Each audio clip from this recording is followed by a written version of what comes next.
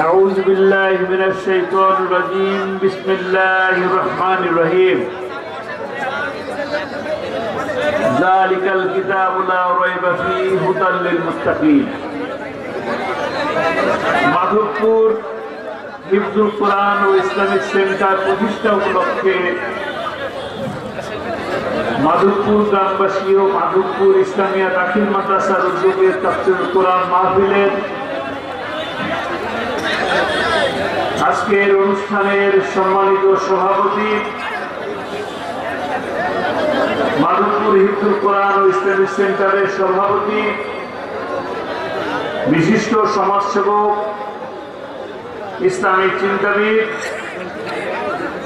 জনাব মাওলানা মোহাম্মদ আবুল কাসেম সাহেব, উপস্থিত আজকের অনুষ্ঠানের সম্মানিত প্রধান আলোচক, সাবেক উপজেলা সফল চেয়ারম্যান, সাবেক সুপার মাধবপুর ইসলামিয়া দাখিল মাদ্রাসা মাওলানা মোহাম্মদ তাজুল ইসলাম, মাওলানা এম হাফিজুর রহমান, মাওলানা মোহাম্মদ সাইদুল ইসলাম, বিশেষ অতিথি ছিলেন অ্যাডভোকেট মোহাম্মদ রুহুল আমিন, বাংলাদেশ জামাত ইসলামীর কেন্দ্রীয় শুরা সদস্য ও চুয়াডাঙ্গা জেলা আমির। আজকের অনুষ্ঠানের সম্মানিত প্রধান বক্তা, কিছুক্ষণ আগে যিনি আপনাদের সামনে সুন্দর আলোচনা করলেন, বিশিষ্ট ইসলামিক চিন্তাবিদ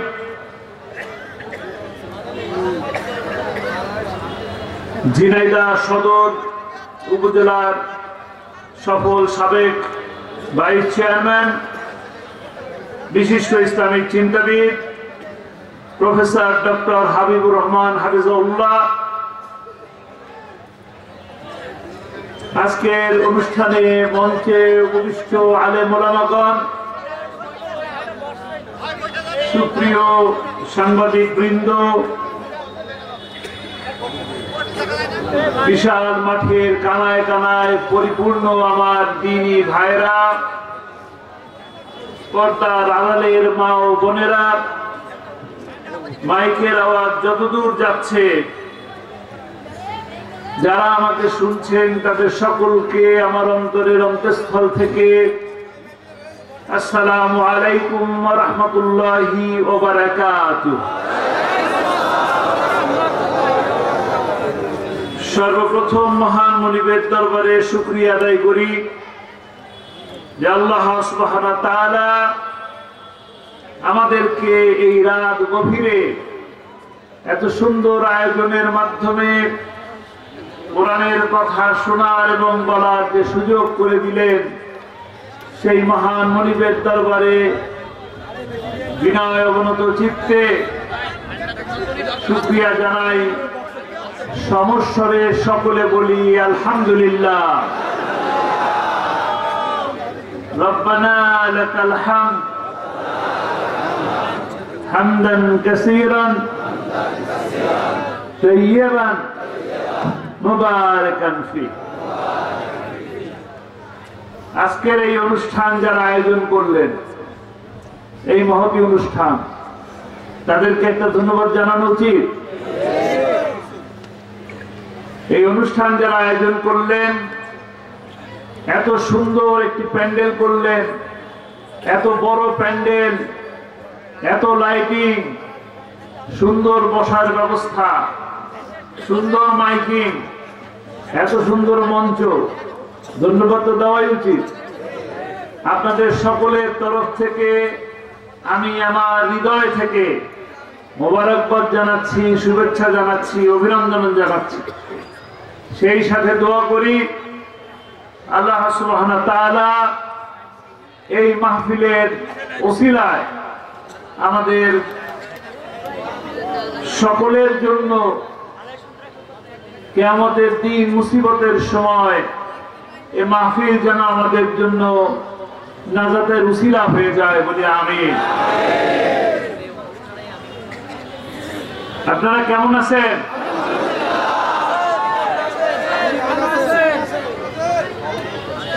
আমি আলহামদুলিল্লাহ আপনাদের দোয়ায় ভালো আছি, আল্লাহর শুকরিয়া। আমি সর্ব অবস্থায় মহান মুনিবের দরবারে শুকরিয়া আদায় করি, আলহামদুলিল্লাহ। হাজারো বিপদ গেছে, অনেক বিপদ, মাথার উপরে ফাঁসির দায়, জেল, জরিমানা, রিমান্ড, হামলা, মামলা, ব্যবসা বন্ধ, কথা বলা যায় না। সর্ব অবস্থায় আল্লাহর কাছে স্বীকার করেছি, আলহামদুলিল্লাহ। আল্লাহ তাআলা এর থেকেও খারাপ অবস্থায় রাখতে পারতেন, আল্লাহ অনেক ভালো রেখেছেন, আলহামদুলিল্লাহ। গত 15-16 বছরের থেকে কি ভালো আছেন? অনেক ভালো। আরো ভালো থাকতে চান? ইনশাআল্লাহ আরো ভালো থাকার জন্যই আল্লাহ রাব্বুল আলামিনের ঘোষণা ছোট্ট একটি আয়াত তেলাওয়াত করলাম। পবিত্র মহাগ্রন্থ আল কোরআন থেকে ছোট্ট একটা আয়াত, সবাই জানেন কি? আলিফ লাম মিম, তারপরে কি?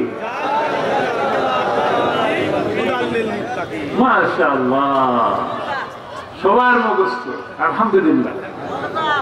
এই কিতাব হুদাল লিল মুত্তাকিনের জন্য, কি? আলোর পথ দেখানোর জন্য, মুত্তাকিদের জন্য আলোর পথ দেখাবেন। এবং এই কোরআন নির্ভুল, এই কোরআনের মধ্যে কোনো ভুল আছে? যত বই পৃথিবীতে আছে এও একটা বই। যত বই পৃথিবীতে আছে সমস্ত বইয়ের প্রথমে লেখা থাকে এই বইয়ের ভিতরে যদি কোনো ভুল পান, যদি কোনো সংশোধন থাকে আমাদেরকে জানাবেন। পরবর্তী সংস্করণে সংযোজন, বিযোজন এবং সংশোধন আকারে ছাপা হবে, নাকি? একমাত্র কোরআন, একমাত্র কোরআন, যে কোরআন নিজেই ঘোষণা করতেছে এটার একটা নির্ভুল, এখানে কোনো ভুল নাই। সকল সত্য এর মধ্যে, সকল আলো এর মধ্যে। যিনি, যারা এই কোরআনকে ধারণ করবেন তিনি দুনিয়াতে সফল হবেন এবং আখিরাতেও সফল হবেন ইনশাআল্লাহ।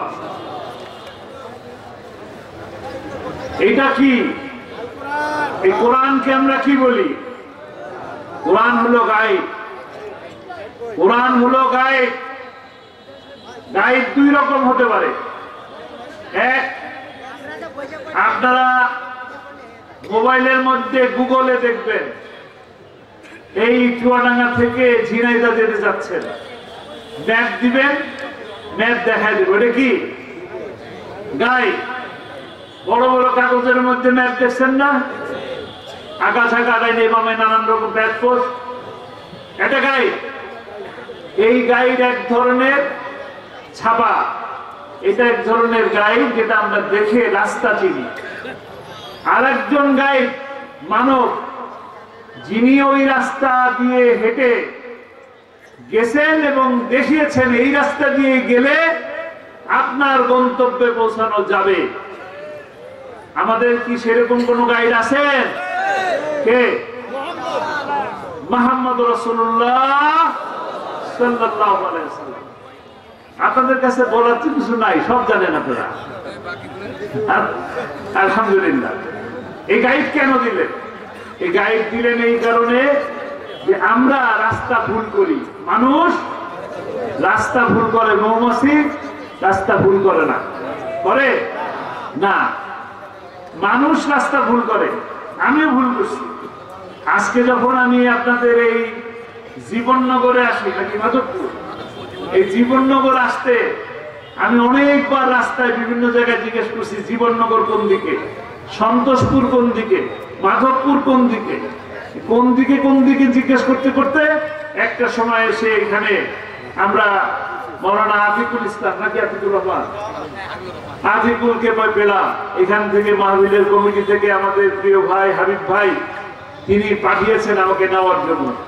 সেই লোককে যখন পেলাম তারপর আমার আর গাইডের প্রয়োজন হলো না। গাইড কই? গাইডের নাম কি?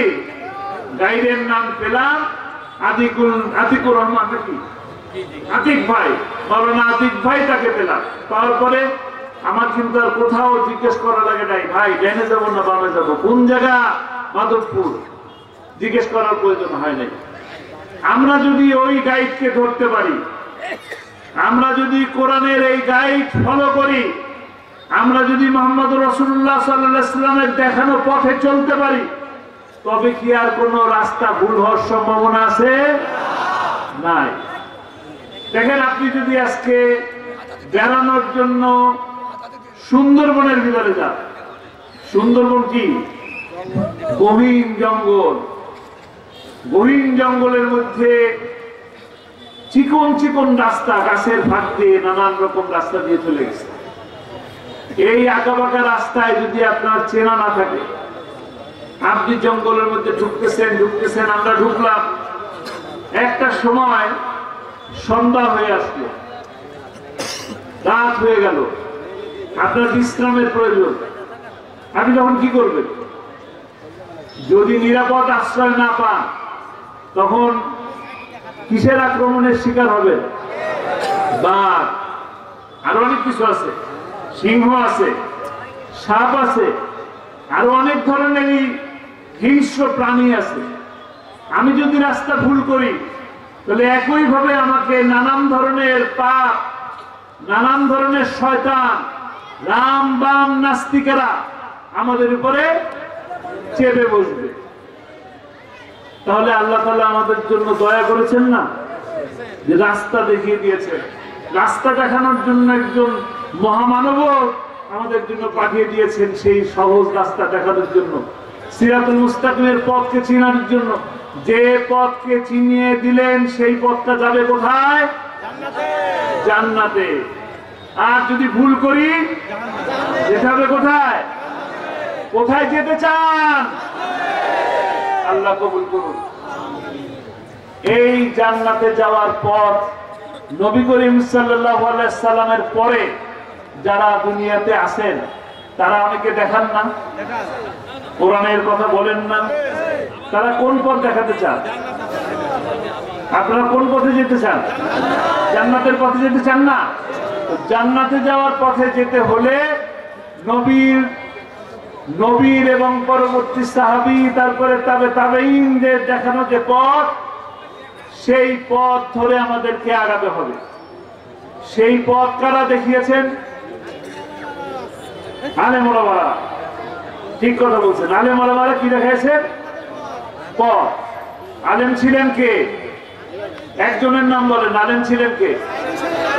হ্যাঁ,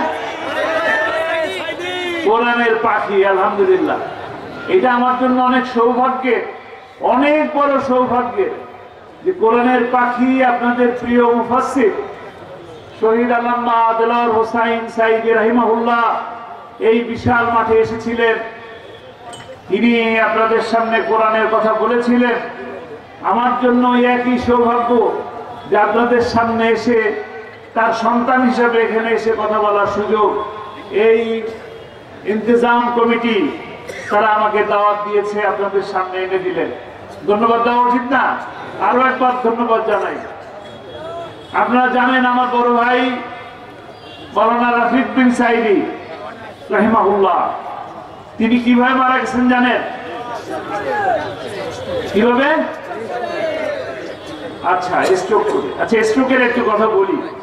তিনি প্রতিদিন, আব্বার যখন মামলা চলে ট্রাইব্যুনালের ভিতরে, মানবতা বিরোধী অপরাধ, কি করছেন তিনি? কি মানবতা বিরোধী অপরাধ করছেন? তিনি মানবতা বিরোধী অপরাধ করেছেন, কোরআনের দাওয়াত পৌঁছে দেওয়ার অপরাধ করেছেন। তিনি অপরাধ করেছেন তার হাতে হাত রেখে সহস্র অমুসলিম ইসলাম ধর্ম গ্রহণ করেছে। এর থেকে বড় অপরাধ আর আছে না? এটাই দুনিয়ার অপরাধ, আর এটা আখিরাতের জন্য সফলতা। যখন এই মিথ্যাচারগুলো হয়, আল্লামা সাঈদী কোর্টের মধ্যে সাক্ষীরা সাক্ষ্য দিচ্ছে তিনি ধর্ষণ করেছেন, তিনি লুট করেছেন, তিনি বাড়ি ঘরে আগুন দিয়েছেন। এই সমস্ত মিথ্যাচার যখন হয়, তখন আপনাদের আর একজন ভাই মাওলানা রফিক বিন সাঈদী তিনি সহ্য করতে পারেন না। অত্যন্ত আবেগী একজন ভাই ছিল আমার, অত্যন্ত আবেগী ভাই। তিনি আবেগকে কন্ট্রোল করতে পারেন নাই, বা আল্লাহ তাআলা ওই পর্যন্ত তার হায়াত রেখেছেন। তিনি কোর্টের ভিতরে হার্ট অ্যাটাক করেন, হাসপাতালে নিতে নিতে আল্লাহর ডাকে সাড়া দিয়ে চলে গেছেন। আল্লাহ তাআলা তাকে জান্নাতে ফেরদৌসে মেহমান হিসেবে কবুল করে নিন। এই মিথ্যাচার চলছে কোর্টের ভিতরে। তাকে স্লিপ দেওয়া হলো, আমাকে এখন এরকম একটা স্লিপ দিছে, এরকম একটা স্লিপ কোর্টের চেয়ারম্যানের কাছে, বিচারপতির কাছে দেওয়া হলো যে আল্লামা সাঈদীর বড় সন্তান মারা গেছে। কোর্ট কিন্তু বন্ধ করে নাই, কোর্ট চলছে। কোর্ট ঠিকই বিকাল 5টা পর্যন্ত সেই মিথ্যাচার গুলো শুনছে। আর আব্বাকেও জানতে দেওয়া হয়নি।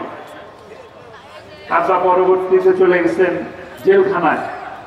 জেলখানায় তার রুমে রেডিও ছিল, সেই রেডিও নিয়ে যাওয়া হয়েছে, তাকে কিচ্ছু জানতে দেওয়া হয়নি।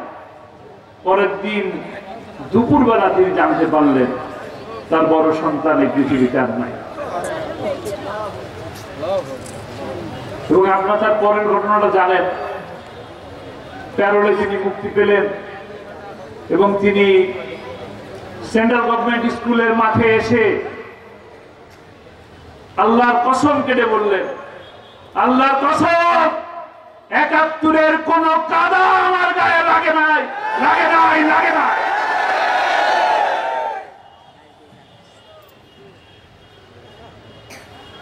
সন্তানের পিতার জন্য এটা কত কষ্ট যে সন্তানের লাশ তার কাঁধে, তিনি সেই জুলুম সহ্য করছেন। তারপরে বলছেন আলহামদুলিল্লাহ, আল্লাহ অনেক ভালো রেখেছে।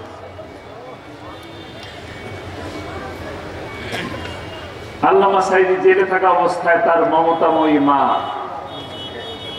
তার সব থেকে প্রিয়, সব থেকে যিনি তাকে বেশি ভালোবাসতেন এবং কোনো কথা তিনি অমান্য করতেন না। মায়ের মা যখন যা বলছেন সমস্ত কথা তিনি সাথে সাথে মেনে নেওয়ার চেষ্টা করছেন।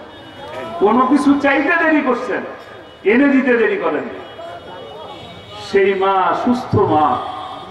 আমার আব্বা যখন গ্রেপ্তার হন, তার পরবর্তী সময় পর্যন্ত যতদিন তিনি জীবিত ছিলেন, আমার দাদি, তিনি ততদিন আব্বার একটা জামা তার মাথার কাছে নিয়ে শুতেন এবং মাঝে মাঝেই সেই পাঞ্জাবিকে মুখমণ্ডলের মধ্যে মুছতেন, আবার বীর বীর করে কথা বলতেন। আসরের ওয়াক্তের সময় সূরা ইয়াসিন শুনতে শুনতে হঠাৎ করে তিনি চলে গেলেন।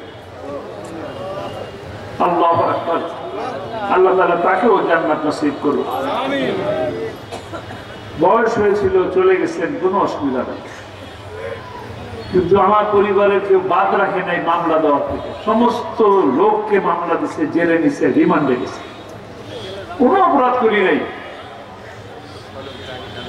থানায় থানায় রিমান্ড খাচ্ছি, ডিবি অফিসে রিমান্ড খাচ্ছি, 14টা মামলা নিয়ে ঘুরছি, একের পর এক মামলা। 7 মাস জেলের মধ্যে একটা না কেনা। অপরাধ জানি না, অপরাধ কি জানি না। একই জেলখানায় নিলেন, কতটা জালিম চিন্তা করেন। আমাকে যখন গ্রেপ্তার করলো, আমি তখন মনে মনে একটু খুশি হয়েছিলাম। খুশি হলাম যে এই কারণে যে আমি জেলের ভিতরে যে আব্বাকে দেখতে পাবো। ঢাকা কেন্দ্রীয় কারাগার কোথায়? নাসিরা বাজার, চিনছেন তো, যেটা পরিত্যক্ত হয়েছে। সেখানে তখন আব্বা ডিভিশনে ছিলেন। তা আমি তো মনে করলাম আমাকে নিয়ে যাচ্ছে, নিশ্চয়ই সকালে বিকালে দুপুরে কোনো একটা সময় আমার সাথে দেখা হবে। আমি গেলাম, আমাকে নিয়ে গেল, 10 ছেলের মধ্যে রাখলেন।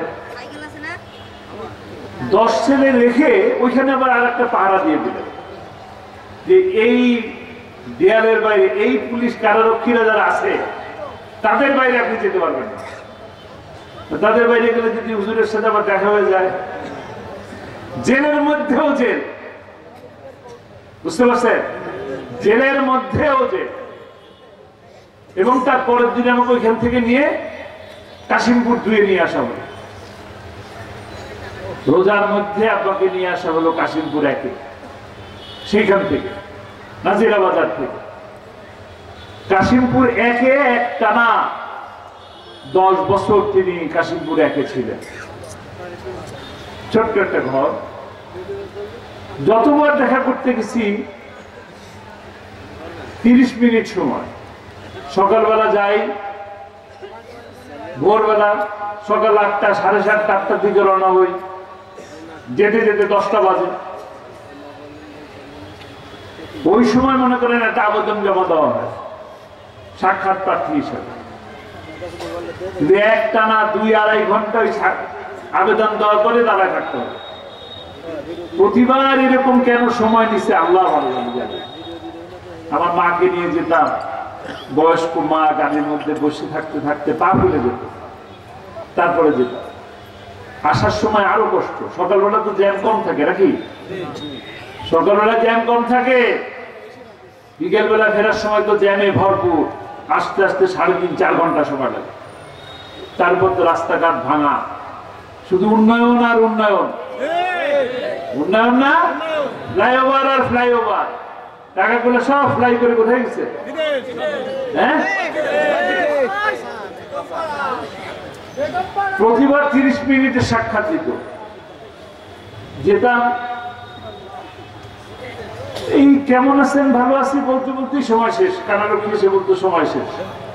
প্রতিবারই মনে করতাম যে আগামীবার ঘড়ি দেখে ঢুকবো, ঘড়ি দেখে বেরোবো, 30 মিনিট হয় কিনা, কম দেয় কিনা।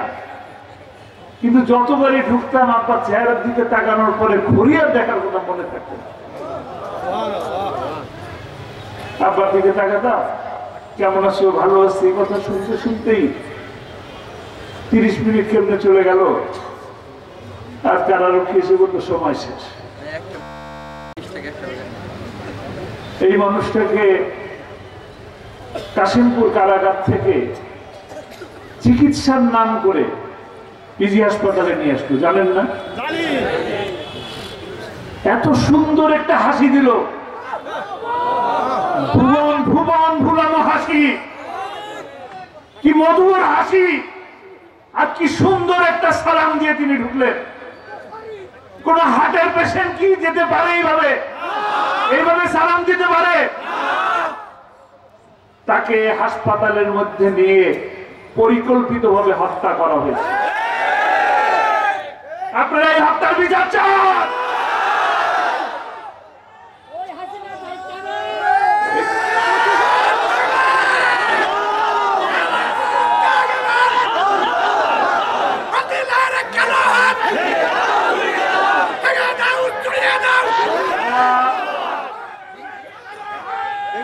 যারাই কোরআনের পথ দেখিয়েছেন,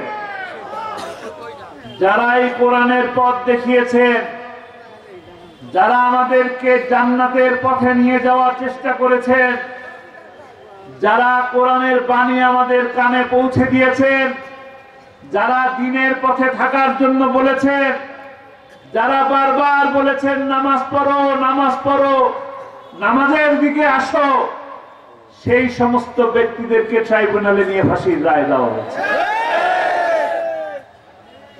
আমরা মাওলানা মতিউর রহমান নিজামীর ফাঁসির রায়ের প্রতিবাদ করি। এই হত্যার বিচার চাই। আমরা মীর কাসেম আলীর হত্যার বিচার চাই। আমরা কাদের মোল্লার হত্যার বিচার চাই। আমরা আলী হাসান মোহাম্মদ মুজাহিদের বিচার চাই। সকল হত্যার বিচার এই বাংলার মাটিতে হতে হবে।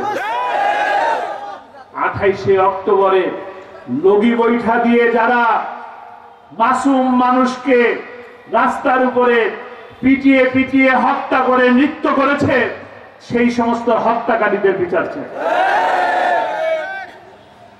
আপনারা ছাত্রলীগ নিষিদ্ধ করেন, ছাত্রলীগ নিষিদ্ধ করলে কি সব মাফ হয়ে যাবে? দুর্নীতিও মাফ হয়ে যাবে? যারা আপনাদের পকেটের টাকা শেয়ার বাজারে নিয়ে লুট করলো তাদেরকে মাফ করে দিবেন? যারা ব্যাংক লুট করলো প্রত্যেকটা ব্যাংককে শূন্য করে দিল, ইসলামী ব্যাংকের মতন এত বড় একটা ব্যাংক, আপনাদের 100-500 টাকার ব্যাংক, সেই ব্যাংকটাকে শূন্যের কোঠায় নিয়ে গেছে, ক্ষমা করে দিবেন? আপনার ভাই আমার ভাই গায়ের ঘাম মাথার ঘাম পায়ে ফেলে বিদেশে চাকরি করে রোদের মধ্যে পুড়ে পুড়ে টাকা পাঠায় দেশে, সেই রেমিটেন্সের টাকা একে একে চুরি করে তারা বেগম পাড়া বানিয়েছে। ভোটের আগে শুধু বলেন সিঙ্গাপুর বানাবেন বাংলাদেশকে, ভোটের আগে বলেন মালয়েশিয়া বানাবেন বাংলাদেশকে, নিজেরা মালয়েশিয়া যায় বাড়ি বানায় বলে মালয়েশিয়া তো হয়ে গেছে, নাকি মানবেন? আপনাদের একে কি বলে যারা ওই যে ঘরের রাতের বেলা শীত কেটে ঢুকে চুরি করে তাদেরকে কি বলে? কি বলে? সবাই বলে? যারা রাতের আধারে ভোট দিয়ে গেল তাদেরকে কি বলে?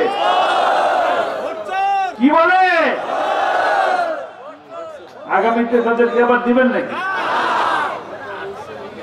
আল্লামা সাইদি বলছিলেন না আমাদেরকে বলো মৌলবাদী, আমরা হলাম মূলবাদী, তোমরা হলে আগাবাদী। বেশি বাড়াবাড়ি করলে কোথায় গেছে? কোথায় কি করতে চায়? আবার আবার বলে চট করে চলে আসবে, চট করে চলে আসবে নাকি? চট করে চলে আসলে কি করবে? কট করে ধরে ফেলবে, কট করে ধরে 28শে ফেব্রুয়ারিতে যারা হত্যা করলো, যার নির্দেশে লগি বৈঠা দিয়ে হত্যা করলো, যার নির্দেশে 5ই মেতে আলেম ওলামাদেরকে শাপলা চত্বরে রাতের আধারে বিদ্যুৎ বন্ধ করে নির্বিচারে গুলি করে হত্যা করলো, যারা 25শে ফেব্রুয়ারিতে সেনাবাহিনীর 57 অফিসারকে হত্যা করলো, সেই সমস্ত মানবতা বিরোধী অপরাধের দায়ে খুনিকে কি করবেন? কট করে ধরে নিয়ে এসে ট্রাইব্যুনালে নিয়ে যাবে। ট্রাইব্যুনাল কি রেডি? Tribunal ready. কে জানি বলছিল না খেলা হবে? খেলা তো শুরুই হয় নাই। খেলাকে শুরু হয়েছে? খেলা শুরু হওয়ার আগে, খেলা শুরু আগে যে সমস্ত ব্যক্তিরা আপনাদেরকে 3 বার আপনার অধিকারকে হরণ করেছে, ভোট দিতে পারেন নাই আপনারা, আপনাদের মনের ইচ্ছা মতন, আমার ইচ্ছা আমি যাকে ভোট দেব, আমি ভোট দিতে পারি নাই, আমার ভোটকে চুরি করছে, তার কি আর ভোটে দাঁড়ানোর সুযোগ আছে? অধিকার আছে? দিবেন? দিবেন। আগামীতে দেশপ্রেমিক ভাইকে ভোট দিবেন, যারা আপনার বিপদে আপদে পাশে ছিল, যারা বন্যার্তদের পাশে ছিল, যারা অগ্নিকাণ্ডের পাশে ছিল, যারা দুর্নীতির সাথে জড়িত নয়, শেয়ার বাজার কেলেঙ্কারির সাথে জড়িত নয়, যারা বেগম পাড়ায় বাড়ি বানায় না, তাদেরকে ভোট দিবেন। সৎ লোকের শাসন চান?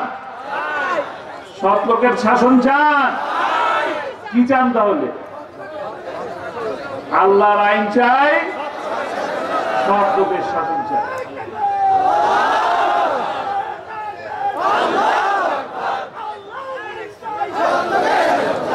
যারা এই কোরআনের পথ দেখান, সর্বশেষ কথা বলতে চাই, কোরআনের পাখি আপনাদের এই ময়দানে এসে বক্তব্য রেখে গেছেন।